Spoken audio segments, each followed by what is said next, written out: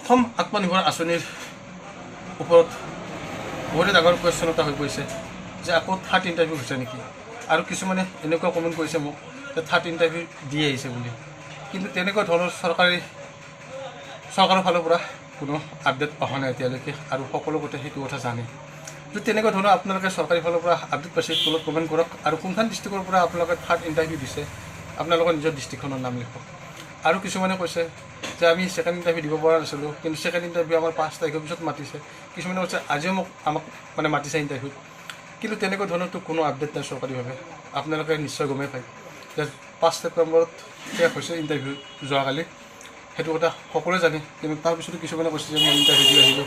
কথাটো কিমান দূৰ সত্য হয়তো মই নাজানো।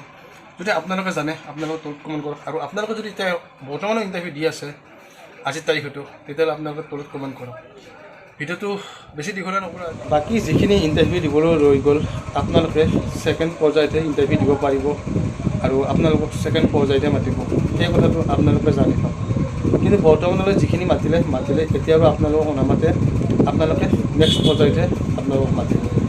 আৰু যিখিনি যুৱক যুৱতীয়ে ইণ্টাৰভিউ দিলে সিমানখিনি মানুহে পইচাখিনি নাপায়, কাৰণ 30,000তকৈ অধিক মানুহে বৰ্তমান ইণ্টাৰভিউ দিলে, কিন্তু 30,000 মানুহে পইচাখিনি হয়তো বহুতে ভাবিছিলে যে মই ইণ্টাৰভিউ দি আহিলোঁ মই পইচাখিনি পাম নেকি।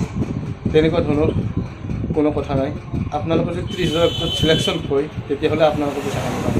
কিন্তু 30,000ৰ ভিতৰত আপোনাৰ চিলেকশ্যন নহয় ন, আপোনালোকে তেতিয়া নেক্সট পৰ্যায় আহিব ন, তেতিয়াহে আপোনালোকক পইচাখিনি দিব, আৰু আপোনালোকে নেক্সট পৰ্যায়ত ইণ্টাৰভিউটো দিব নালাগে। কথাখিনি আপোনালোকক জনাই থ'লোঁ। ভিডিঅ'টো আজিলৈ ইমানতে সামৰিছোঁ। যদি ভিডিঅ'টো চাই কৰি আপোনাৰ ভাল লাগিছে লাইক এটা কৰিব, কমেণ্ট এটা কৰিব, আৰু যদি মোৰ চেনেলত পুৰা নতুন আছে প্লিজ চেনেলটো ছাবস্ক্ৰাইব কৰি ৰাখে।